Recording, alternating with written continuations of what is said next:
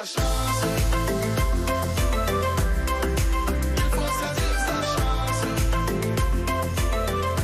Ah oui, parce que c'est le bien-être dont vous allez nous parler au quotidien, une œuvre, j'allais dire, solidaire sur le continent africain. C'est pour ça que je disais que c'était un petit peu plus loin, parce que c'est pas très loin. Oui, parce que l'Afrique est très riche d'une jeune génération avide d'apprendre et de concevoir des start-up pour faire du bien et faire avancer le continent. Et ils sont nombreux à le faire. Donc j'avais envie de faire un petit focus sur une de ces start-up qui va permettre, surtout en milieu rural, vous connaissez le Wi-Fi ? Oui. Bon, mais est-ce que vous connaissez le Li-Fi ? Non. Eh bien, le Li-Fi, c'est l'Internet par la lumière. D'accord. C'est la lumière qui va diffuser du web et permettre justement aux populations de se connecter, puisque toutes ces populations-là ont un téléphone portable et donc peuvent se connecter dès l'instant où elles ont du Wi-Fi. Donc, un jeune homme a eu l'idée non seulement d'apporter, grâce au LED et à la lumière, de l'électricité dans les villages les plus éloignés, mais aussi de leur apporter du savoir et de l'éducation en leur donnant le Wi-Fi. Je suis allée rencontrer ce jeune homme.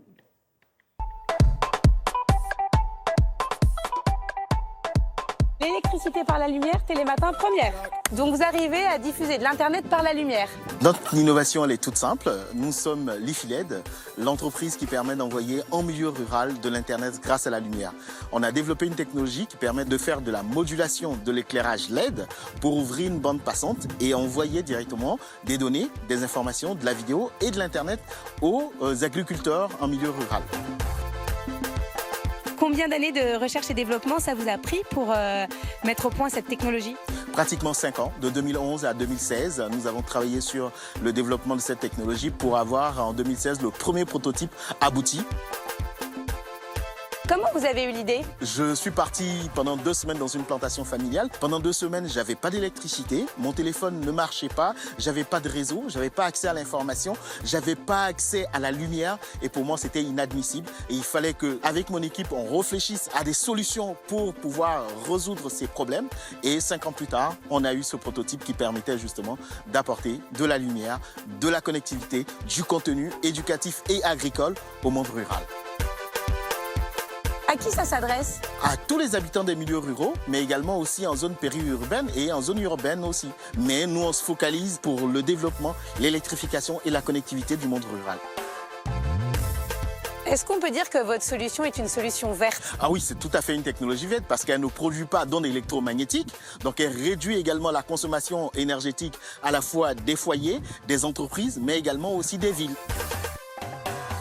Est-ce que ça peut permettre aux personnes en milieu rural d'avoir plus facilement accès à l'éducation ?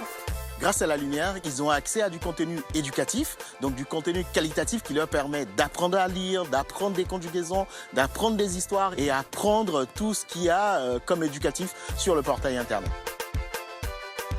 Et quels sont vos objectifs à moyen et long terme ?